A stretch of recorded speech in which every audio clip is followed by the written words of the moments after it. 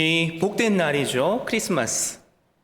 우리에게 허락하신 하나님의 말씀 함께 보겠습니다.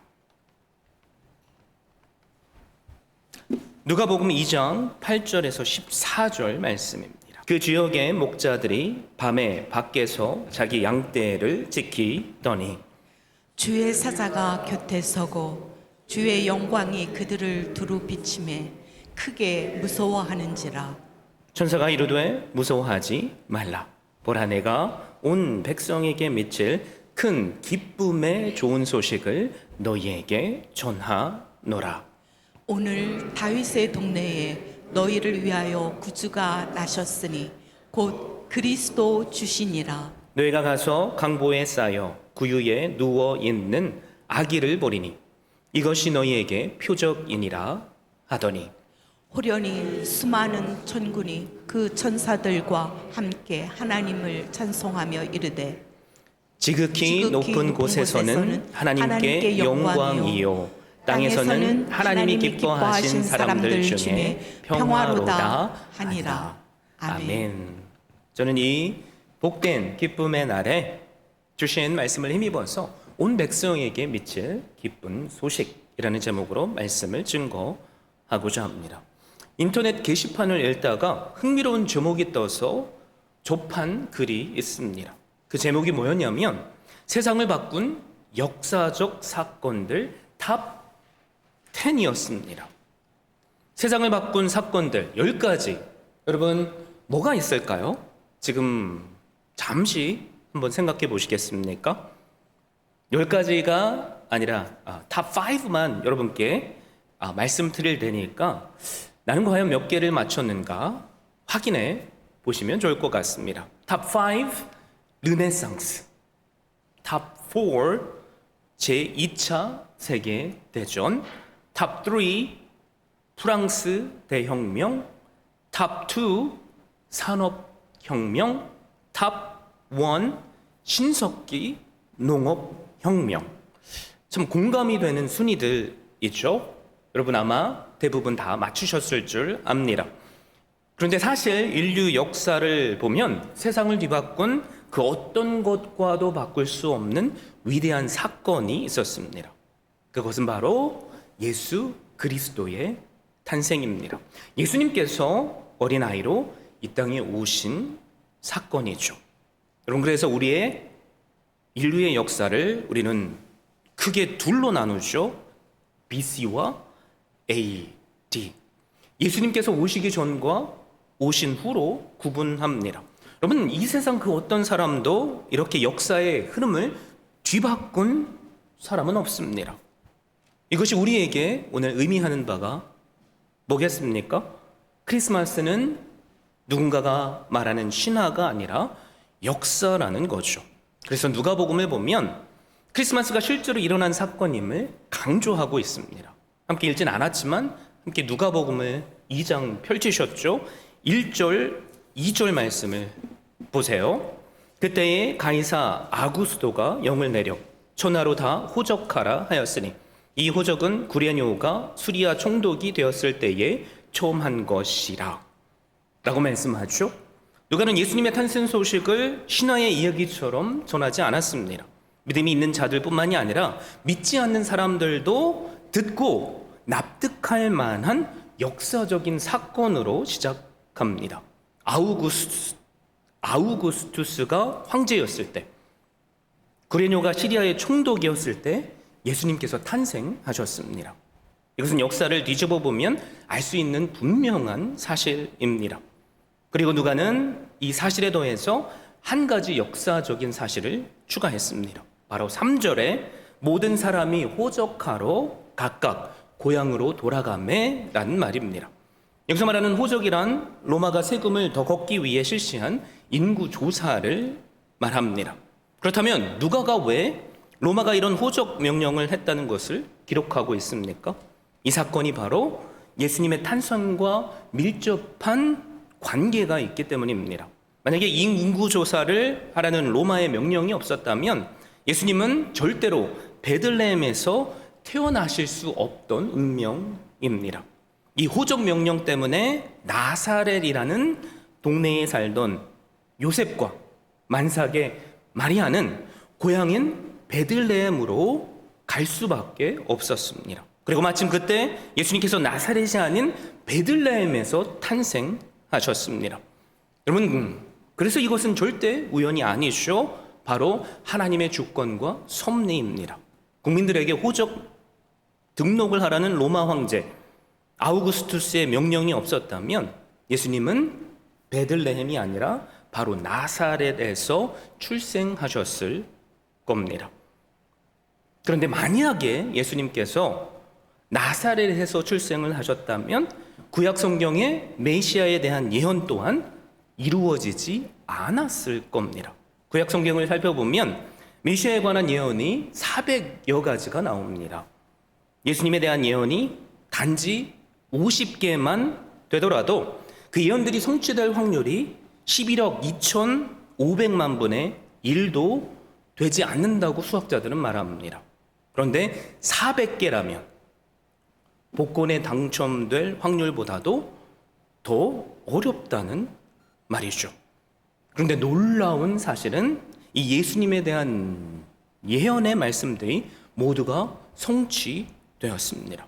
그중 하나인 미가서 5장 2절 말씀을 보면 베들레헴 에브라다야 너는 유다 족속 중에 작을지라도 이스라엘을 다스릴 자가 내게서 내게로 나올 것이라 그의 근본은 상고의 영혼에 있느니라 라고 예언합니다. 바로 이 예언이 성취된 거죠. 여러분 어떻게 생각하세요? 로마의 황제가 예수님에 대한 이 예언을 이루게 하기 위해서 호적 명령을 했을까요? 절대 아니죠. 하나님께서 세상의 모든 것들로 메시아의 출생을 준비하신 겁니다. 그래서 예수님께서 유대 베들레헴이라는 조그만 도시에서 탄생하실 즈음에 이스라엘은 메시아에 대한 갈망이 뜨거웠습니다. 모든 유대인들은 그들을 로마의 압제로부터 구원해 주실 강력한 정치적인 메시아를 고대하고 있었습니다. 모든 이들이 기다리고 고대하던 메시아가 드디어 탄생하신 거죠. 그런데 성경은 뭐라고 말씀하죠? 온 세상이 침묵했다고 말씀합니다. 여러분 그런데 하나님께서는 침묵할 수 없으셨어요. 하늘과 땅을 뒤집을 만한 중대한 사건이기에 그 소식을 천사들을 통해서 세상에 전해 주셨습니다. 우리가 함께 읽은 말씀 9절을 보면 하나님의 사자인 천사들이 밤에 양을 치던 목자들에게 찾아오죠. 그리고 선포합니다. 10절에서 12절 말씀을 보십시오. 천사가 이르되 무서워하지 말라. 보라 내가 온 백성에게 미칠 큰 기쁨의 좋은 소식을 너희에게 전하노라. 오늘 다윗의 동네에 너희를 위하여 구주가 나셨으니 곧 그리스도 주시니라. 너희가 가서 강보에 쌓여 구유에 누워 있는 아기를 보리니 이것이 너희에게 표적이니라. 사랑하는 믿음의 가족 여러분, 정보는 힘이라는 말이 있습니다. 중요한 정보를 누가 가지고 있느냐가 전쟁의 승과 패를 결정합니다. 그러므로 중요한 사실은 중요한 사람에게 전해줘야지 맞습니다. 그러나 천사의 소식을 들은 목자들은 결코 중요한 사람들이 아니었습니다. 이 목자들은 사실 예수님의 탄생 소식을 가장 나중에 들을 수밖에 없는 소외된 사람들이었습니다. 왜냐하면 그들은 양을 돌보아야 했기에 성읍 안에서 살 수 없었고 항상 베들레헴 성 밖에 냄새가 나는 양들과 살아야만 했습니다. 또 나아가 이들은 매일 양떼를 돌봐야 했기에 율법을 다 지킬 수 없었습니다. 그래서 무시받고 사실 소외된 자들입니다. 그런데 메시아가 태어난 가장 중요한 소식이 그 누구도 아닌 목자들에게 전해졌습니다. 여러분 왜 목자들일까요? 왜 굳이 목자들이어야만 합니까? 너무나도 궁금하지 않으세요? 그 이유가 분명히 있어요. 바로 목자들이 이 세상을 구원하시려 세상 죄를 지고 가는 어린 양으로 오신 예수 그리스도를 가장 잘 이해할 수 있는 사람들이었기 때문입니다. 여러분, 2000여 년 전에는 이스라엘에서 하나님께 예배를 드리러 갈 때마다 사람들의 손에는 제물이 들려줘야만 했습니다. 부자들은 소, 보통 사람들은 양, 가난한 사람들은 비둘기를 가지고 예루살렘 성전에 올라가서 그 피를 제단에 뿌려 하나님께 예물로 드렸습니다. 특별히 유월절기죠. 그 절기가 되면 전 세계에 흩어져 있던 디에스포라, 유대인들 약 100만여 명이 넘는 그 유대인들이 예루살렘에 모여들었습니다. 이 대부분은 양을 잡아 그 피를 뿌려 하나님께 제사를 드렸는데요. 한번 생각해 보세요. 100만 마리 이상의 양이 피를 흘려서 하나님께 바쳐졌다면 어떻게 됐을까요? 역사서들 보면 그 피가 강물을 이룰 정도였다고 말합니다. 그래서 평소에는 메말라 있던 기드론 시냇가를 통해 흘러내려갔던 거죠. 절기가 되면 그곳에 피가 가득 차 흘렀던 겁니다. 각지에 흩어져 살던 유대인들은 대부분 제물로 드릴 양을 직접 가지고 올 수 없었습니다. 그래서 예루살렘에 와서 양을 사서 제물로 드렸습니다. 오늘 우리가 살펴본 이 목자들의 역할이 바로 그 희생 제물로 드릴 양을 치던 자들입니다. 이 목자들은 율법이 말하고 있는 하나님께서 받으실 흠이 없는 양들을 키워야 했기 때문에 누구보다도 이 메시아에 대한 말씀을 잘 알고 있었습니다. 그래서 목자들은 자신들이 키운 양들은 하나님과의 화목을 위해 피 흘려 죽을 희생의 양이란 것을 알고 있었습니다. 그래서 천사들이 세상적으로 보면 가장 소외받고 천대받는 누구죠? 목자들을 찾아온 거죠. 사랑하는 믿음의 가족 여러분, 구약의 예언대로 예수 그리스도는 우리들의 죄를 대신 지시고 구원하시기 위해 이 땅에 오셨습니다. 직접 세상 죄, 바로 우리 모두의 죄를 지고 가는 어린 양이 되셔서 십자가에서 피를 흘려 죽으셨습니다. 죄로 영원히 멸망당할 수밖에 없던 저와 여러분 한 분 한 분을 대신하셔서 십자가에서 죽어 주셨습니다. 그래서 성경과 역사는 우리에게 이 예수님께서 죽으시고 3일 만에 부활하셨다고 말씀합니다. 그러기에 이 예수님의 탄생은 세상을 뒤집어 흔들 만한 역사요 사건이 되는 겁니다. 나를 대신해서 십자가에 죽으신 예수 그리스도를 여러분 다 믿으시죠? 아멘이시죠? 예수님께서 이 세상에 왜 오셨을까요? 거룩하신 하나님께서 절대로 죄와 함께 하실 수 없었기 때문이에요. 이 말은 죄인된 우리와 하나님은 절대로 함께 하실 수 없다는 거죠. 그래서 주님께서 우리의 죄를 해결하시기 위해 이 땅에 오셨어요. 해결하는 방법이 뭡니까? 죄 없으신 그분이 우리의 죄를 구약에 드려진 희생 제물들처럼 다 대신 짊어 주시고 죽음으로써 죄값을 치르시는 겁니다. 그래서 우리는 오직 이 예수님을 믿는 믿음으로만 구원을 받고요. 하나님께서 보시기에 의인의 칭함을 받고요. 요한복음에서 말씀하시는 것처럼 우리가 예수 그리스도를 믿는 믿음으로 말미암아 그분의 자녀가 되는 특권을 누립니다. 그 자녀된 특권 여러분 누리고 계세요? 이 시간 그거 하나만으로 우리의 마음속에 기쁨이 충만할 수 있기를 바랍니다. 그래서 주님께서 우리에게 항상 하시는 말씀이 있잖아요. 나로 말미암지 않고는 아버지께로 올 자가 없다. 나는 길이요 진리요 생명이다. 예수 그리스도를 믿으십시오. 그래서 세상이 알 수 없는 크리스마스의 진정한 의미를 깨닫고 목자들처럼 기쁨으로 주님께 예배드리는 자리에 날마다 나올 수 있기를 바랍니다. 하나님이 이 땅에 보내신 메시아는 십자가에서 어린 양처럼 피 흘려 죽어주심으로 그 피를 믿는 자들에게 구원을 허락하신 메시아이십니다. 바로 그 메시아를 누구보다도 이해할 수 있던 자들이 목자였던 거죠.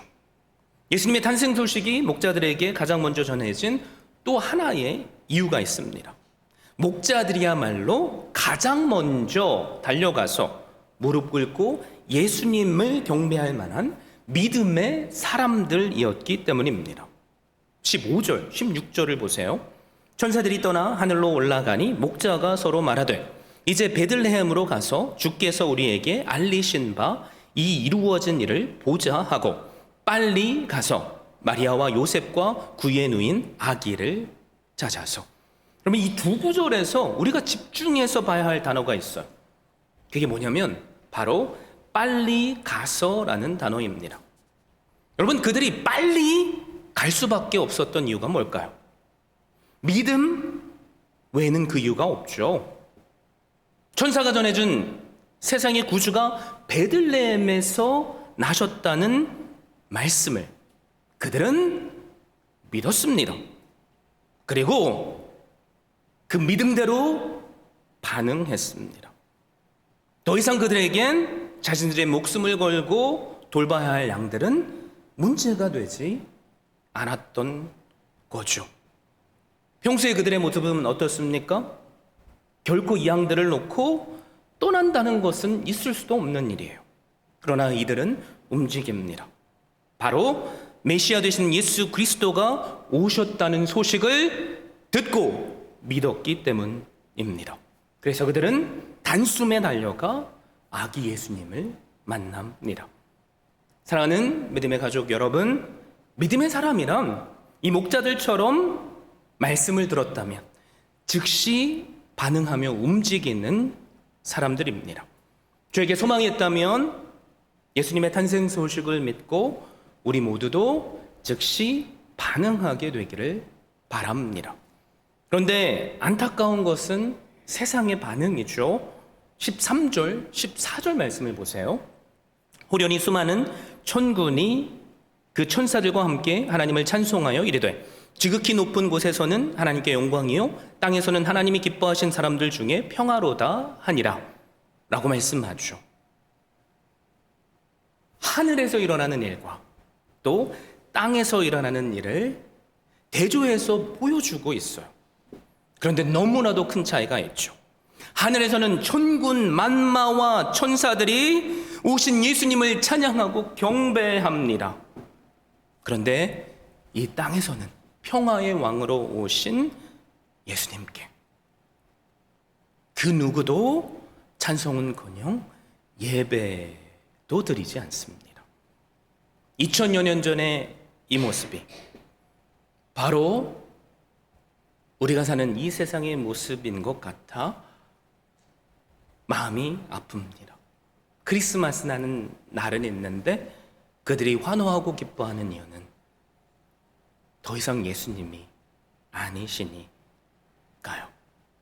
예수님은 우리와 하나님과의 막힌 담을 허시기 위해서 이 땅에 오셨습니다. 주님은 사람들의 평화를 위해서 이 땅에 오셨습니다. 그래서 사실 천군 천사들이 노래한 것이 뭐예요? 평화예요. 지극히 높은 곳에서는 하나님께 영광이요 땅에서는 하나님 기뻐하신 사람들 중에 평화로다. 여러분, 이 평화가 누구에게 임하죠?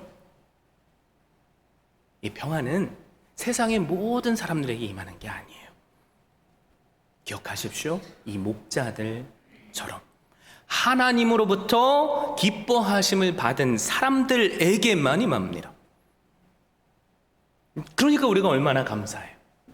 이 시간 많은 사람들이 각자 다른 이유로 크리스마스를 보내고 있지만 여기 계신 우리만큼은 목자들처럼 하나님께로부터 기뻐하심을 받은 사람들입니다. 그래서 모든 것을 다 뒤로 한 채 이 아까운 휴일에 주님 앞에 나오신 거잖아요. 이 평화를 이 시간 우리가 만끽하기를 바라요. 예수님께서 이 땅에 오신 이유는 우리에게 이 평화를 주시기 위함입니다. 사람들은 전쟁이나 갈등이 없는 상태를 평화라고 하죠. 여러분, 그런데 이것은 껍데기만 있는 평화예요. 잔잔한 물을 보세요. 작은 돌멩이 하나만 던져도 물결이 일어나요. 그래서 우리가 사는 세상은 언제나 문제와 갈등의 씨앗이 뿌려진 곳입니다. 그러므로 성경에서 말하는 참 평화는 뭐예요? 죄로부터 구원을 받아 해방을 누리는 마음의 상태입니다. 주님께서 주시는 평화가 여러분 우리의 마음속에 있는 걱정, 근심, 잠을 이루지 못하는 것을 뭐예요? 강건적으로 밀어내셔서 우리의 속을 채우시는 것이 평화입니다. 사랑하는 믿음의 가족 여러분, 여러분의 마음의 지금 상태는 어떠세요? 주님께서 이 땅에 오신 이 크리스마스 시즌에 허락하시는 평화로 가득 가십니까? 아니면 혹시 걱정이 있으시진 않으세요? 공허함이 있으시진 않으세요? 내 스스로 해결할 수 없어 보이는 문제들 때문에 낙심으로 가득 차 있지는 않으십니까? 이 시간 말씀으로 우리를 찾아오신 그 주님께서 우리에게 평화를 허락하십니다. 마음을 여시고 그 평화를 받아들이십시오. 그러면 그 평화가 우리의 마음에 존재하는 걱정과 근심과 공허를 밀어내고 우리의 마음에 충만하게 주장해 주실 줄 믿습니다. 그러므로 저에게 소망이 있다면 여러분의 가정에, 여러분의 일터에 이 시간 함께 하시는 성령 하나님의 은혜로 우리 교회 안에 세상이 감당할 수 없는 그 평화가 임할 수 있기를 예수 그리스도의 이름으로 축원드립니다. 여러분, 2000년 전 땅이 침묵할 때 예수님께 예배하러 온 소수의 사람들이 있었어요. 저에게 소망이 있다면 우리 모두가 오늘 사는 또 다른 목자들이 될 수 있기를 바라요. 그들처럼 합당한 예물을 가지고 입술의 찬양으로 경배로 주님 앞에 설 수 있기를 바랍니다. 크리스마스는 온 세상을 위한 놀라운 소식이 전해진 날입니다. 역사를 바꾼 최고의 사건의 날입니다. 그런데 오늘 말씀을 제가 묵상하면서 한 가지 깨달은 것이 있어요. 천사들이 목자에게 선포한 말씀과 당시의 상황은 오직 그것을 경험한 목자들밖에 아는 사람들이 없었다는 겁니다. 여러분, 그런데 그 소식이 16절 말씀을 보니까 요셉과 마리아에게 전해졌어요. 요셉과 마리아뿐이 아니죠. 만나는 사람들마다 목자들을 통해 전해졌습니다. 그래서 그 소식이 지금 우리가 함께 상고하고 있는 누가복음을 통해 우리에게도 전해진 거죠. 그래서 세상이 역사가 인정할 수밖에 없는 AD와 BC로 나뉘는 최고의 사건이 된 겁니다. 예수님께서 이 땅에 오신 크리스마스는 세상을 변화시킬 가장 위대한 역사적인 사실입니다. 이 말씀은 목자들처럼 준비된 자들, 믿음의 사람들에게 전해집니다. 준비된 사람들이 누구예요? 저는 확신해요. 여기에 계신 한 분 한 분이시라는 것을요. 그 소식으로 말미암아 우리의 마음을 평화로 채우시는 그 주님 한 분만으로 온 백성에게 미친 기쁜 소식을 오늘 기쁨으로 누릴 수 있기를 바랍니다. 또 한 가지 저에게 소망이 있다면 저와 여러분이 온 백성에게 미칠 기쁜 소식을 전하는 오늘 사는 또 다른 목자들이 될 수 있기를 바랍니다. 그래서 우리를 통해 기쁜 소식을 전해들은 하나님께서 예비하신 자들이 우리와 함께 기뻐함으로 주님의 전에 나와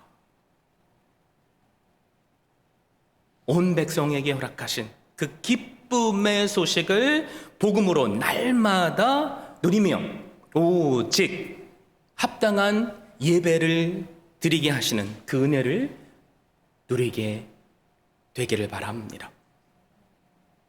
그 평화가 지금 우리와 임마누엘로 함께 하십니다. 그 평화를 우리가 잃어버리지 않고 날마다 누리실 수 있기를 예수 그리스도의 이름으로 축원드립니다.